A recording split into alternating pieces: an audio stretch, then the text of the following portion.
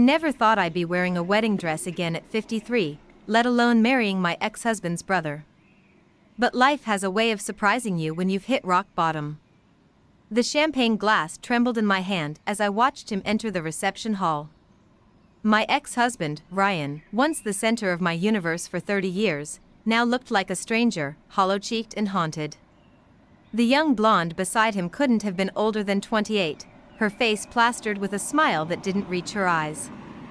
And beside me stood James, Ryan's older brother, my new husband, whose warm hand rested protectively on the small of my back. This wasn't how I pictured my life turning out. But it's amazing how completely everything can change in just 2 years. I met Ryan Colburn during my sophomore year of college in Ann Arbor. He was the charming business major who could talk his way into or out of anything. I was the practical nursing student who kept him grounded. We balanced each other perfectly, at least that's what everyone said at our wedding. For nearly 3 decades, we built what I thought was an unshakable life together. A 4-bedroom colonial in suburban Minneapolis. 2 kids who grew up and moved to opposite coasts. Thanksgiving dinners where I'd spend 3 days cooking while Ryan charmed our guests. Summer vacations at the lake house his parents left him. Anniversary trips to places we'd highlight in those travel magazines that accumulated on our coffee table. Through it all was James, Ryan's older brother by 4 years. The quieter Colburn boy. The one who became an architect instead of following their father into investment banking like Ryan. The one who came to holiday gatherings alone after his brief marriage ended in his 30s. The one who always remembered my birthday with a thoughtful book and a handwritten note, even when Ryan would scramble for last-minute jewelry the night before. James was family, my brother-in-law, my friend, the uncle to my children, nothing more. At least, that's what I told myself for 30 years. I remember the exact moment my marriage ended. It wasn't when Ryan finally confessed to the affair. It wasn't even when he moved out. It was 3 months before either of those things. On a random Tuesday evening in October, had just finished a 12-hour shift at the hospital and was exhausted. I walked into our kitchen to find Ryan staring at his phone, a strange smile playing on his lips. When he noticed me, he quickly locked the screen and asked about dinner with a little too much forced casualness.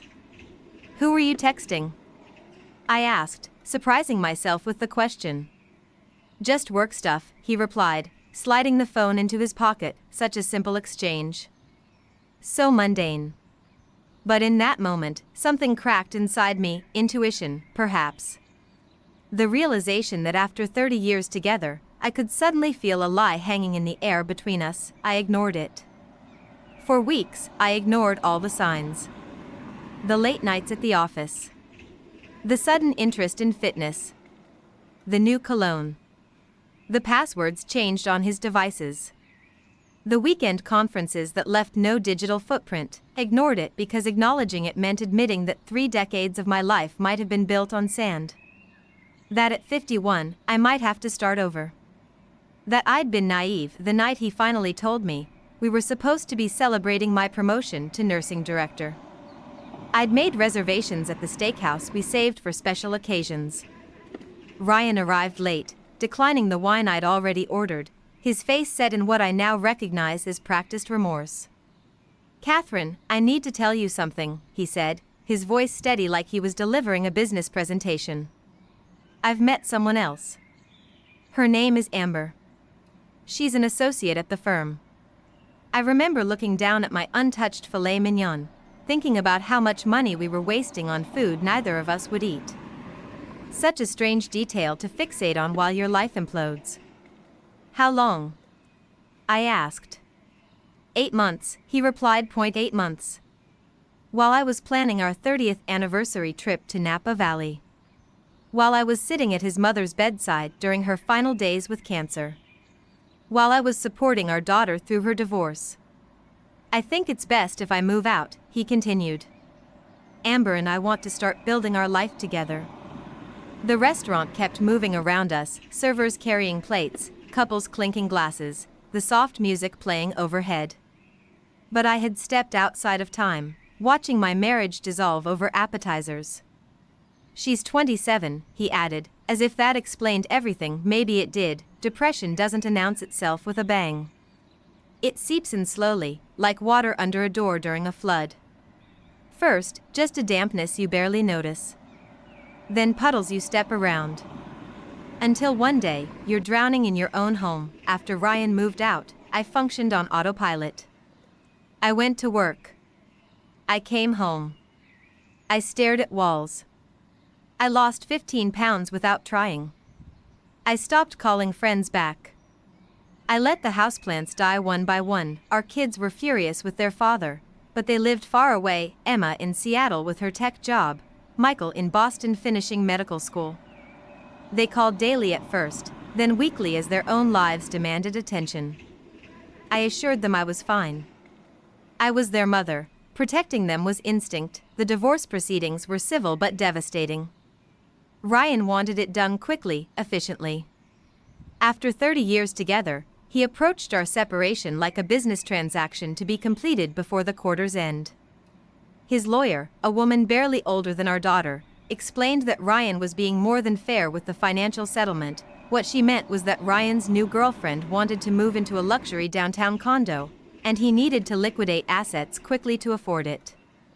I got the house that suddenly felt too big, half his retirement, and a monthly alimony check that felt like a severance package for 3 decades of emotional labor. The papers were signed 4 months after that dinner. 30 years reduced to a 40-minute appointment in a sterile conference room. No one cried. Ryan shook my hand at the end as if we'd just concluded a successful business negotiation. "I hope you find happiness, Kat," he said, using the nickname he'd abandoned years ago. I nodded, unable to speak, and watched him walk to the elevator where Amber waited, scrolling through her phone, unaware of the magnitude of what had just happened upstairs. I drove home alone, pulled into the garage of the house where we'd raised our children, and finally allowed myself to break completely. The rock-bottom moment came 3 weeks after the divorce was finalized.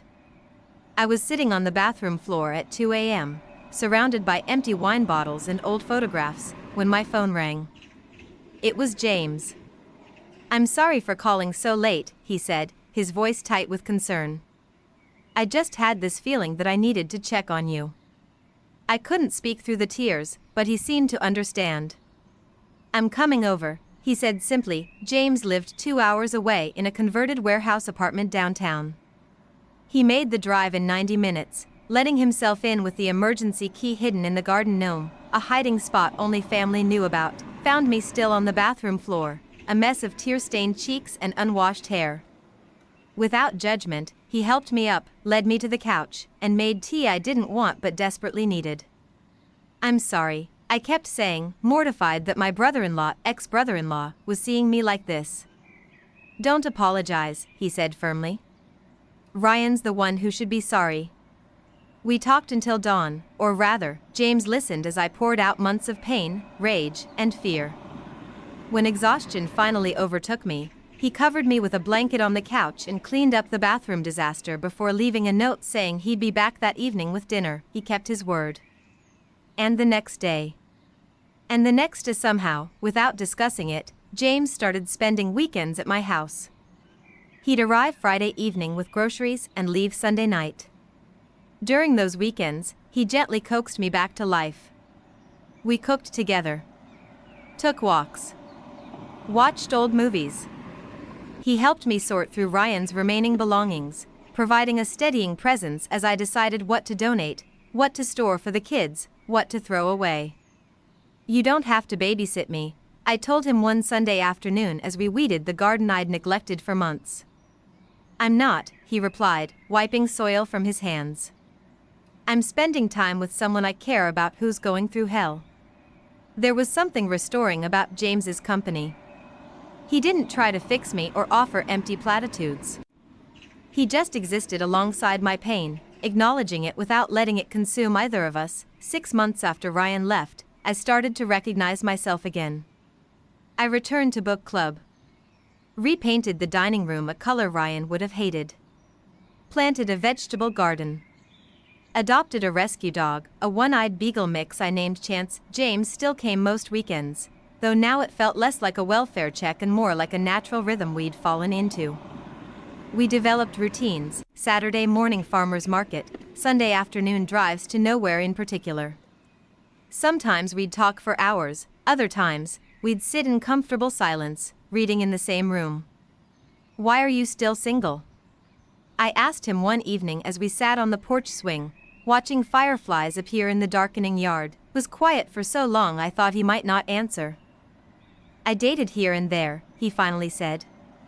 "But I never found someone who felt like home." Something in his voice made me look at him, really look at him, for perhaps the first time. James had Ryan's height and the same Colburn blue eyes, but the similarities ended there. Where Ryan was all sharp angles and restless energy, James had a quieter strength.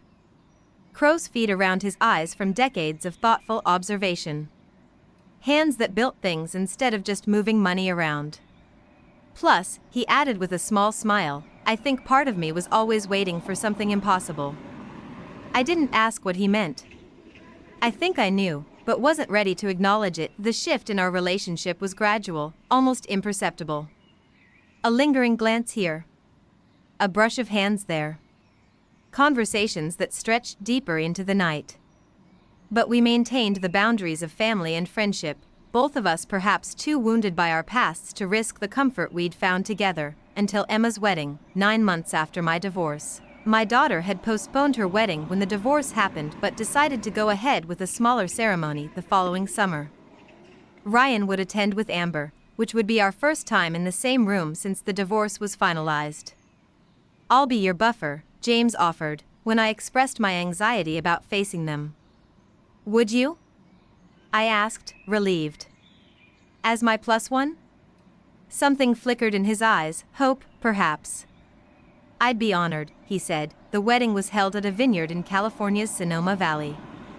Emma was radiant, her new husband adoring. Michael gave a toast that made everyone cry. It was perfect, and yet, my stomach stayed knotted as I watched Ryan and Amber from across the reception hall. They seemed mismatched, not just in age, but in energy. She was constantly checking her phone. He was trying too hard to appear carefree.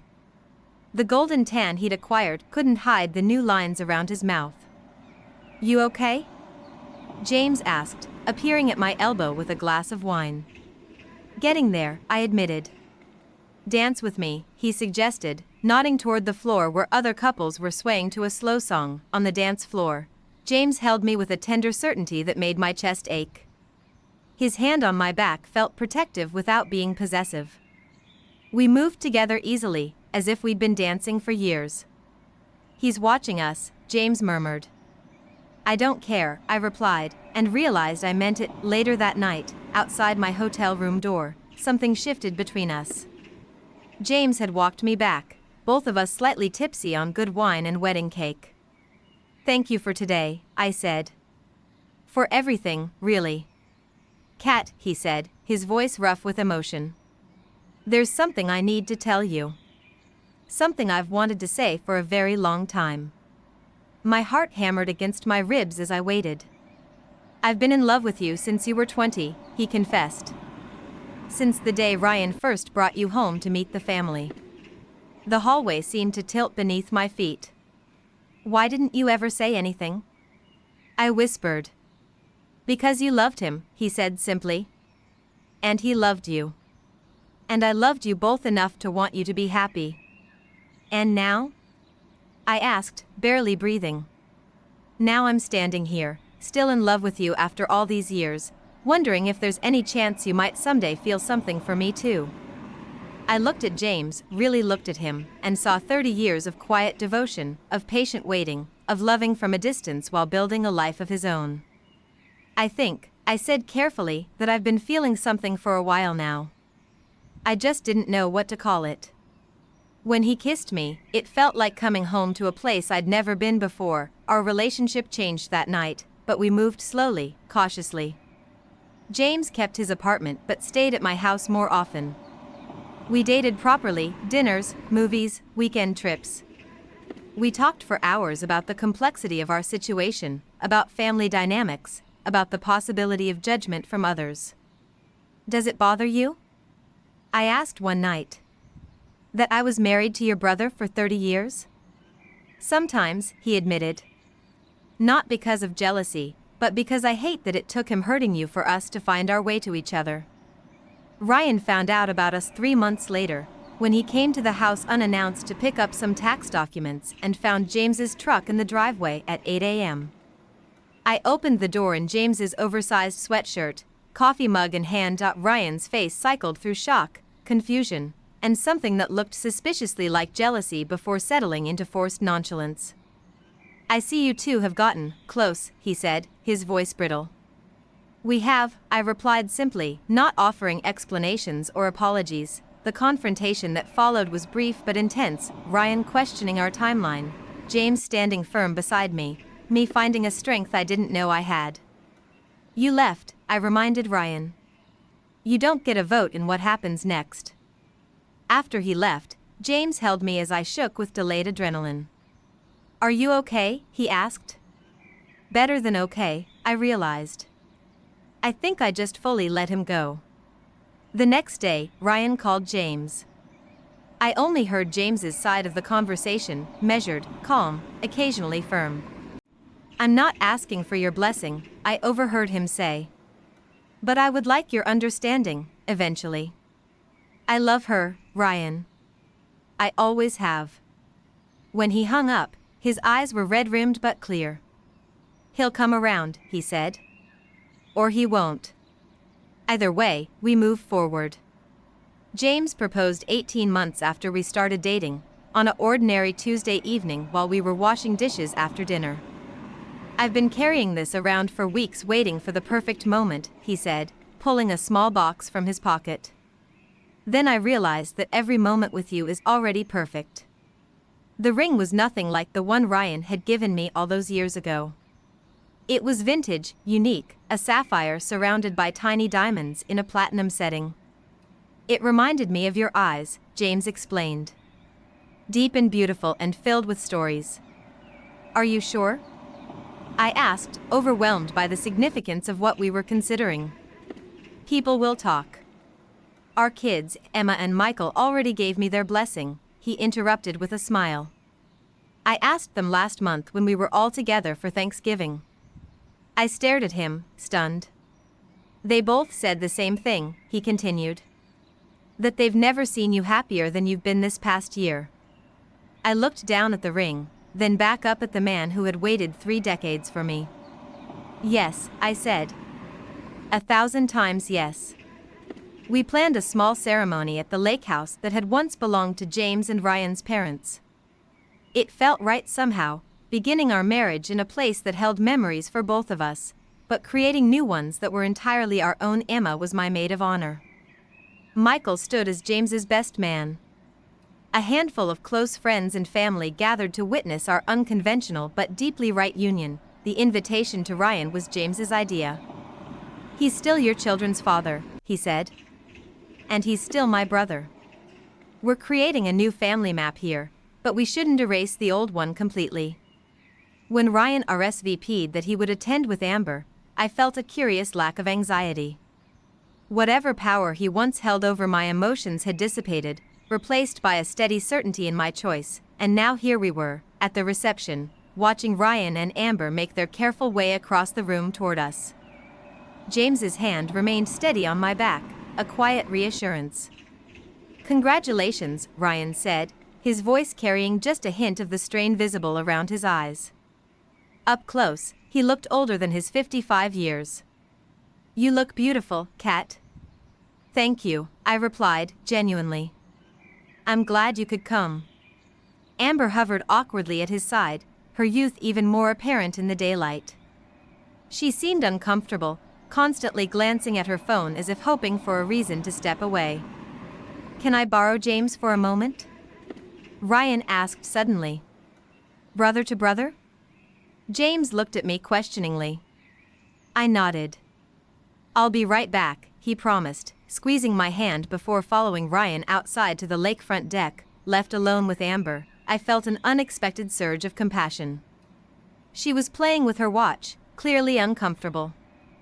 He's not what you expected, is he? I asked quietly, her eyes shot up to mine, startled.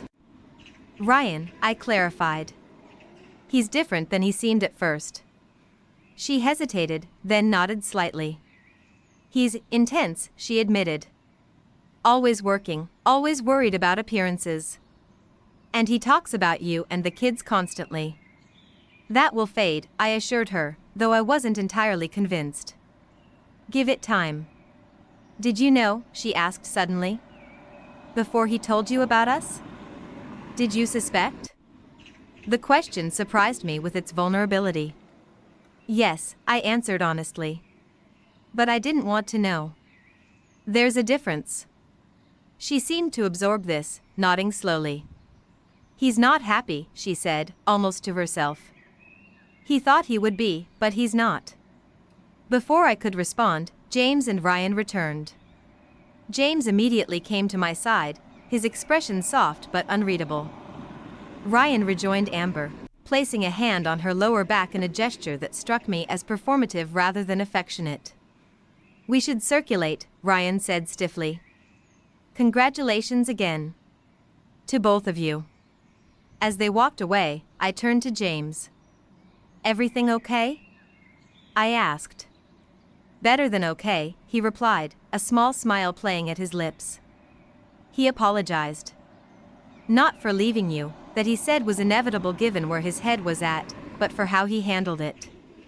And he gave us his blessing, for whatever that's worth. What did you say? I told him I've loved you since before he married you, and I'll love you long after we're both gone, James said simply.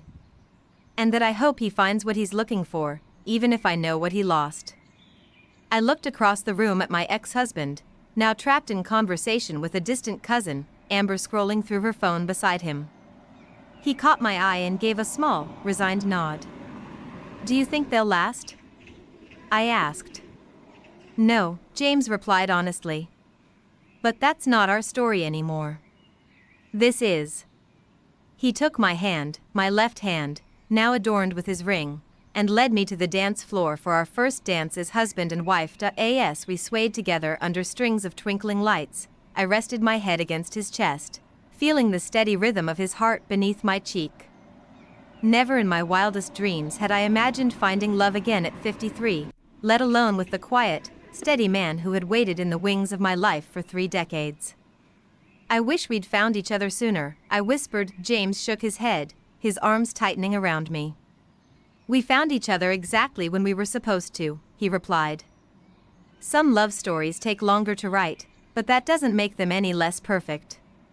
Looking up into his eyes, those familiar Colburn blue eyes that saw me completely, I knew he was right. 30 years with Ryan had given me my children, countless memories both good and bad, and ultimately, the strength to recognize true love when it finally stepped out of the shadows and into the light. I never thought I'd wear a wedding dress again at 53, I murmured, echoing my earlier thought. You should keep it handy, James teased. For our 50th anniversary renewal of vows. That would make me 103, I laughed. And still the most beautiful woman I've ever known, he replied without hesitation. As the song ended and our guests applauded, I caught Ryan watching us, a complex mixture of emotions playing across his face. For a brief moment, our eyes met, and I saw something like regret flicker there before he looked away, but I felt no triumph, no vindication.